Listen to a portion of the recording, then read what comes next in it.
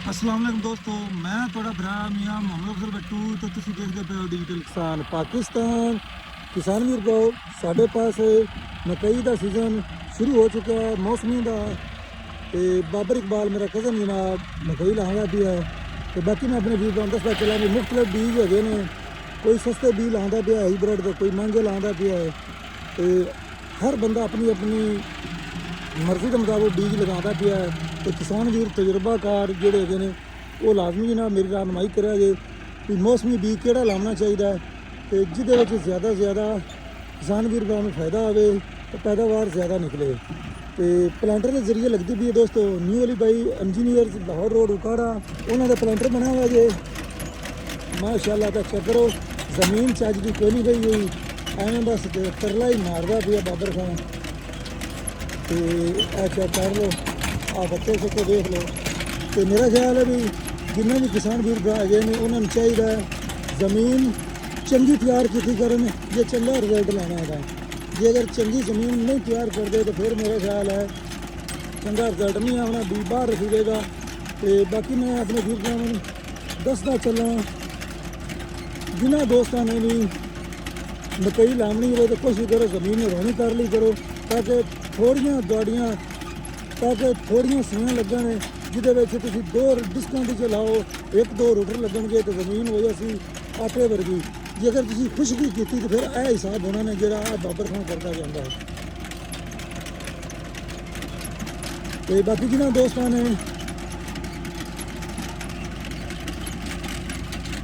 दोस्तों ने मशीन खरीदनी हो या कोई भी जरिए हालात लेना हो तो स्क्रीन पर दिता जाए नंबर पर रब्ता करो। न्यू अली भाई इंजीनियर लाहौर रोड उकाड़ा नंबर है जनाब 0341 40 384। उन्होंने को तमाम जरिए हालात मौजूद है जनाब, मौके पर जाओ अपनी पसंद के जरिए हालात खरीदो।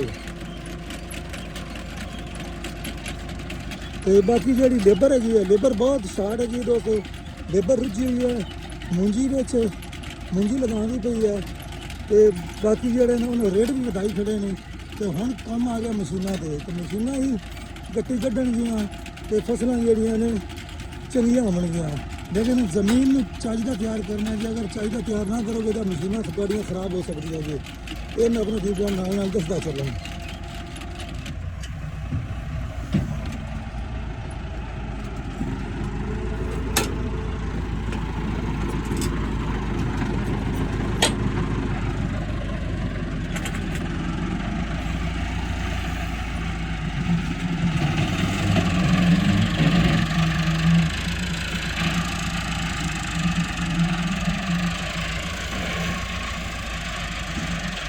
तो बाबर खान जनाब मेरे ख्याल पहला गेर लाई खड़ा आई में खेलता पिया।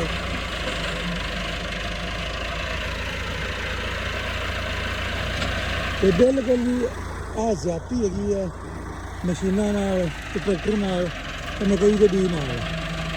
फिर जिम्मेदार कहोगे तो सादा जनाब बीज जमया नहीं है। किसान वीर को पूरी रहनुमाई करनी चाहिए कि बीज जरा है महंगा लाना चाहिए मौसमी या सस्ता लाना चाहिए, क्योंकि लोकल बीज भी है ना तो बाहरले बीज भी है। तो बाहरिया बीज जोड़े है दोस्तों वो जो लोग लोकल लाते हैं उन्होंने 60-70 मन निकलती है पैदावार फी किला। तो जोड़े इंपोर्टेड लाते हैं कि 22,000 का फल है वो पैदावार 100+ निकलती है। तो जी मौसमी है वो अक्सर दोस्त कहते हैं खा महंगा लाइए खा सस्ता लाइए पैदावार 60-70 मन ही निकलनी है। बाकी तुम अपने तजुर्बे की बिना तो दसिया जे कि बीज केड़ा लाना चाहिए, पिछले साल तुसें केड़ा लाया ताकि किसान वीर भरावां नूं फायदा हो जाए, क्योंकि महंगाई बहुत ज़्यादा है इस वास्ते तुहाडी रहनुमाई जरूरी है। अपने वीरों दसदा चलां बे सामने बंपर तो नज़र आंदा पिया होवेगा मुच्छां वाला अहमद भाई जरी इंडस्ट्री जनाब राजोवाल का बनया हुआ जी। यह उन्होंने नंबर है जी, हर तरह का बंपर बनाते है। अगर किसी किसान वीर भरा ने बंपर उन्होंने को बनवाना हो तो उन्होंने नंबर पर कॉल करो तो जनाब तुहानूं डिलीवरी देवणगे जित्थों दे भी तुसीं रैशी होगे। तो बाकी है बाबर खान तो पूछने जी केड़ा बीज लगाते पे ने। बाबर खान केड़ा बीज लाते पे 80/22 बाबर खान लाता पिया है। तो बाबर खान भी ट्रैक्टर रोकया तो बाबर खान कहता पिया जिस तरह मैं वीडियो जाकर भी भों चार्ज नहीं बनी हुई। बाबर खान भी इस गल मान गया। ड्राइवर ने मैंने दसिया ही नहीं भी मैं इस तरह की वाह आया, हालांकि एक दो रूटावेटर होर वज जाते तो काम चंगा होना सी। तो बीज माशाल्लाह बहुत मोटा होगा जी। तो ਇਹ ਡਿਕਾਲਬ ਦਾ ਵੀ ਇਹ ਕਿੰਨੇ ਦਾ ਥੈਲਾ ਆਇਆ ਬਾਬਰ ਖਾਂ? 14,500 ਦਾ ਥੈਲਾ ਆਇਆ ਜੇ। ਇਹ ਅਗਰ ਹੁੰਦਾ ਬਾਹਰੀਆ ਇਹ ਬਈ ਆਵੇ 22,000 ਦਾ।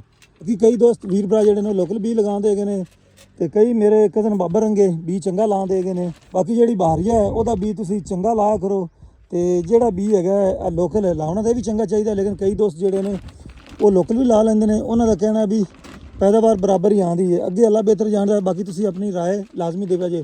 ਤੇ ਬਾਬਰ ਖਾਨ ਦੀ ਪੁੱਛ ਲੈਣ। ਬਾਬਰ ਖਾਨ ਜਿਹੜਾ ਲੋਕਲ ਬੀ ਹੈ ਉਹਦੀ ਪੈਦਾਵਾਰ ਤੇ ਇਸ ਦੀ ਪੈਦਾਵਾਰ ਕੀ ਫਰਕ ਹੈ? ਹਾਂਜੀ ਬੜਾ ਫਰਕ ਹੈ। ਕਿੰਨੇ ਮਣਾਂ ਦਾ ਫਰਕ ਹੈ? 10-15 ਮਣਾਂ ਦਾ ਫਰਕ। ਲਓ ਜੀ ਬਾਬਰ ਖਾਨ ਕਹਿੰਦੇ ਪਏ 10-15 ਮਣ ਜਿਹੜਾ ਨੇ ਬੀ ਉਹਦਾ ਫਰਕ ਹੈਗਾ, ਖਾਸ ਕਰਕੇ ਅਗਰ ਤੁਸੀਂ ਮੌਸਮੀ ਹੀ ਲਾਵਣੀ ਹੈ ਤਾਂ।